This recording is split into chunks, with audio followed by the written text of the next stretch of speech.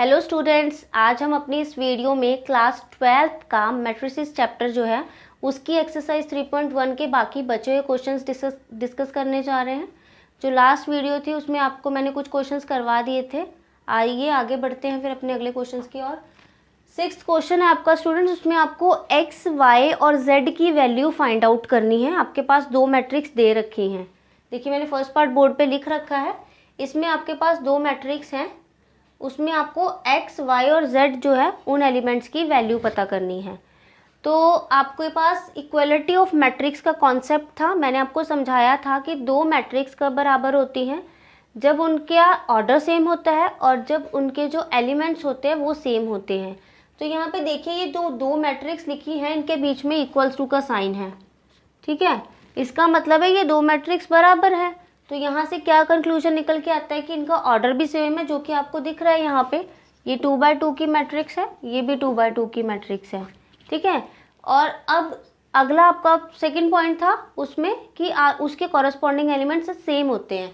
तो यहाँ पे देखिए कॉरस्पॉन्डिंग एलिमेंट्स यहाँ पे, यानी कि अगर ये बराबर है तो यानी कि y जो है वो इसके बराबर होगा, क्योंकि ये इसका एलिमेंट का नाम क्या है, a11, ये भी a11 है, ये a12 है, ये भी a12।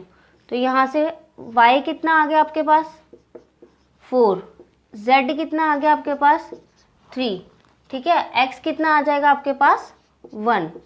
तो देखिए कितना इजी था। इक्वलिटी ऑफ मैट्रिक्स का कॉन्सेप्ट आता है तो आप ये क्वेश्चन आराम से कर सकते हैं, ठीक है। आप वीडियो पॉज करके नोट कर लीजिए, फिर हम आगे बढ़ते हैं। नेक्स्ट क्वेश्चन है अब आपका थर्ड पार्ट कर रही हूँ मैं। उसमें आपके पास दो मैट्रिसेस दे रखी हैं।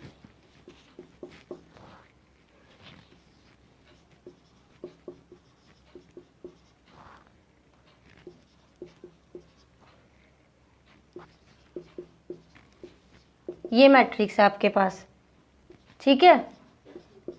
यहाँ पे 5 है। चलिए इसमें भी x, y, z की वैल्यू फाइंड आउट करते हैं। यहाँ पे आपके पास कितनी रोज हैं, 3 रोज हैं और एक ही कॉलम है। तो 3/1 की मैट्रिक्स है ये। यहाँ पे ऑर्डर चेक कर लेते हैं। 3 रोज हैं और एक कॉलम है, ये भी 3/1 की मैट्रिक्स है।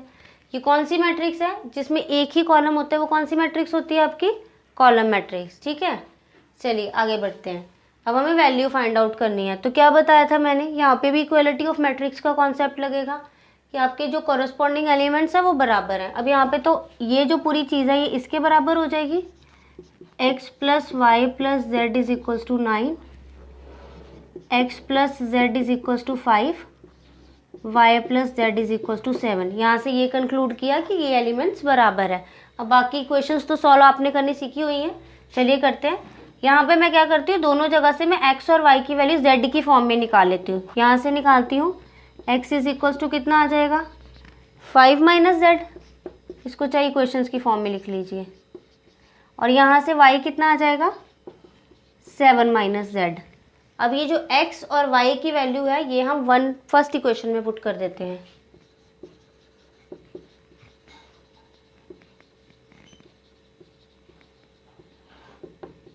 ठीक है। यहाँ पुट करते हैं। x की वैल्यू कितनी निकली है 5 - z, y की वैल्यू कितनी निकली है 7 - z। यहाँ z as it is equals to 9। ये माइनस का z प्लस का z कैंसल, 7 + 5 कितना हो गया 12।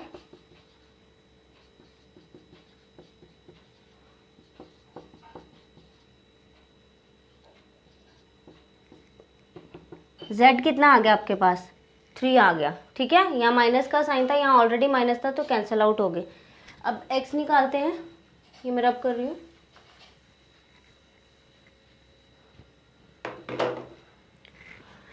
x आपका था, ये देखिए यहाँ पे 5 - z, तो 5 - z कितना निकला है आपके पास 3, कितना होगा ये 2। उसके बाद आपके पास है y कितना आपके पास 7 - z, मतलब 7 यहाँ डायरेक्टली वैल्यू पुट कर रही हूँ मैं, कितना आ गया 4। तो देखिए यहाँ आपके पास x की वैल्यू 2 है, y की वैल्यू 4 है और z की वैल्यू 3 है, ठीक है। नोट डाउन कर लीजिए, फिर हम आगे बढ़ते हैं। चलिए नेक्स्ट क्वेश्चन ट्राई करते हैं। 7th क्वेश्चन है, find the value of a, b, c and d from the equations. दो मैट्रिक्स हैं आपके पास, इक्वल हैं ये, और आपको ए बी सी और डी की वैल्यू निकालनी है। चलिए करते हैं। 7th क्वेश्चन है ये।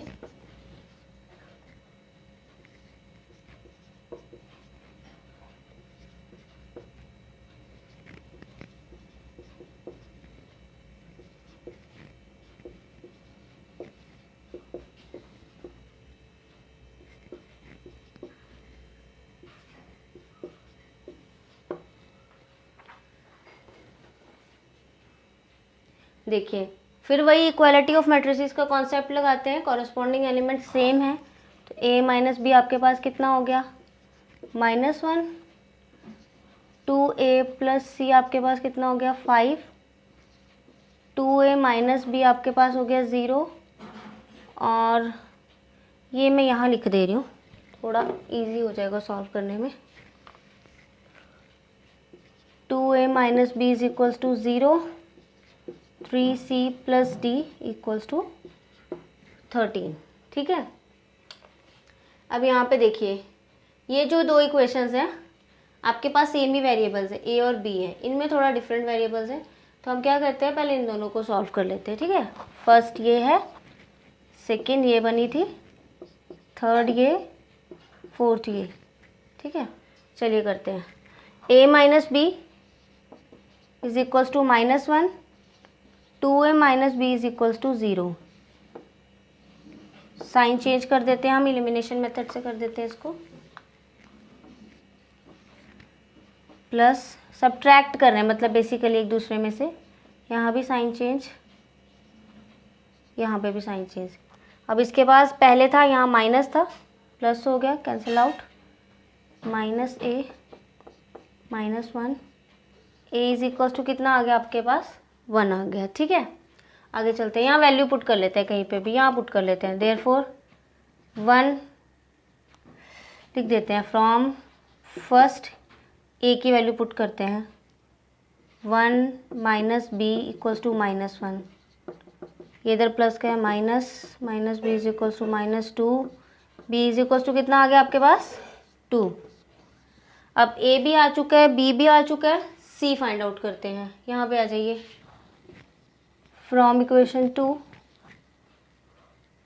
यहाँ कर लीजिए, put value of a in second equation. ठीक है, a कितना निकला आपके पास, 1, c आपके पास आपको निकालना है, c is equals to 5 minus 2c कितना आ गया, 3 आ गया। ठीक है, उसके बाद क्या चल रहा है आपके पास, d भी फाइंड आउट करना है आपको, तो ये था आपके पास 3c प्लस डी, तो यहाँ पे c की वैल्यू पुट कर देते हैं, put value of c in fourth equation, 3 plus D, 9 plus D, 13 minus 9, 4। देखिए, आपके पास a की वैल्यू भी आ गई, b की, c की और d की, सारी वैल्यूज़ आ चुकी हैं, नोट डाउन कर लीजिए, फिर आगे बढ़ते हैं।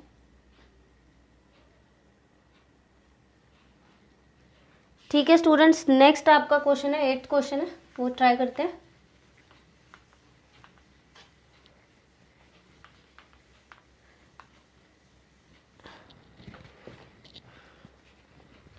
a इज इक्वल्स टू, आपके पास एक जनरल रिप्रेजेंटेशन दे रखी है एलिमेंट्स की, m क्रॉस n, यानी m/n is a square matrix.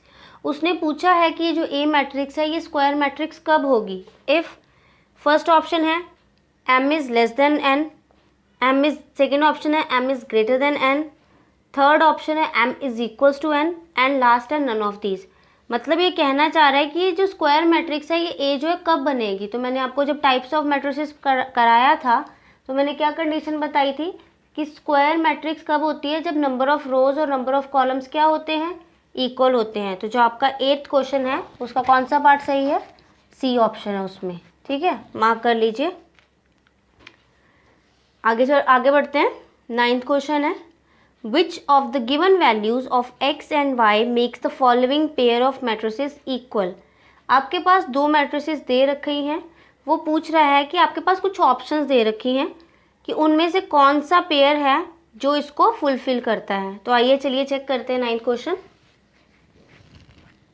यहाँ पे आपको सी क्वेश्चन का पता चल गया ना, नंबर ऑफ रोज, रीजन लिख देती हूँ मैं क्यों होता है ये, number of rows number of columns के बराबर होता है, यानी कि m is equals to n, तो इसीलिए ये कंडीशन है, सी पार्ट है। ठीक है, चलिए आगे करते हैं।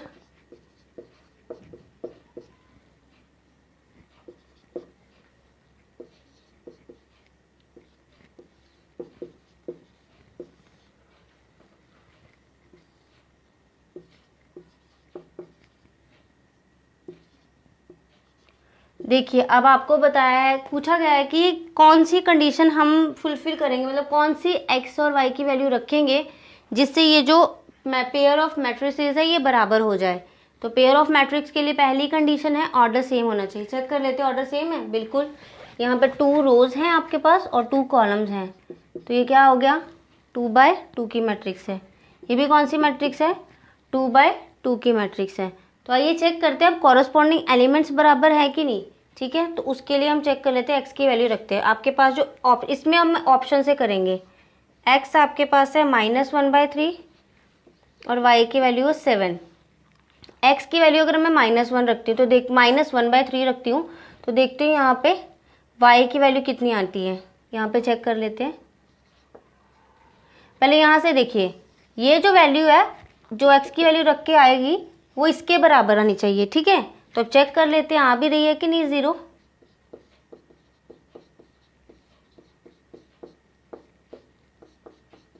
कितनी आ रही है, देखिए 6 आ रही है, और यहाँ पे क्या लिखा हुआ है, 0 लिखा है, मतलब ये ऑप्शन तो बिल्कुल नहीं है। सेकेंड ऑप्शन चलते हैं, नॉट पॉसिबल वाली ऑप्शन है वो तो बाद में देखेंगे, पहले वैल्यूज चेक कर लेते हैं। y is equals to 7 put करना है, ये c है, b ऑप्शन छोड़ देते हैं अभी। y इज इक्वल्स टू 7 है और x इज इक्वल्स टू -2/3, कोई भी वैल्यू रख के चेक कर लेते हैं।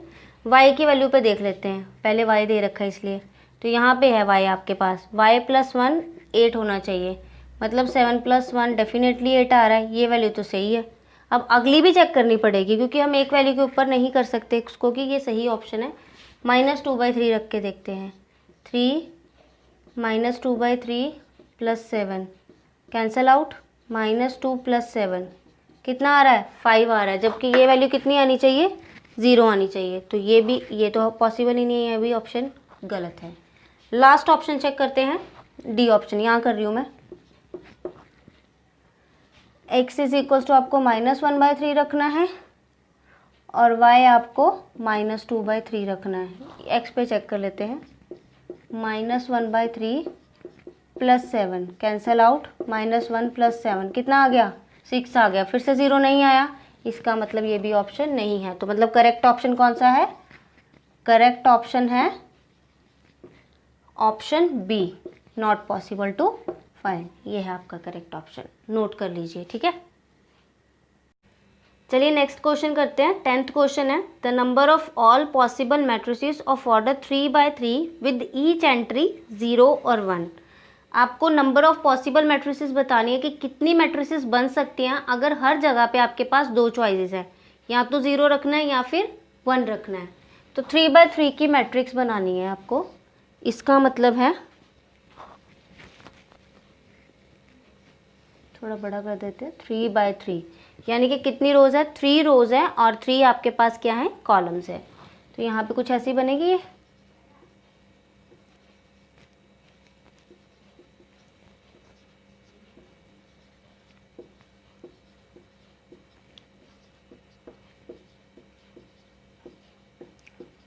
देखिए कितने एलिमेंट्स है, 9 एलिमेंट्स है, और हर एलिमेंट के लिए आपके पास कितनी चॉइसेस है, कितनी पॉसिबल वैल्यूज हैं, 2 वैल्यूज है।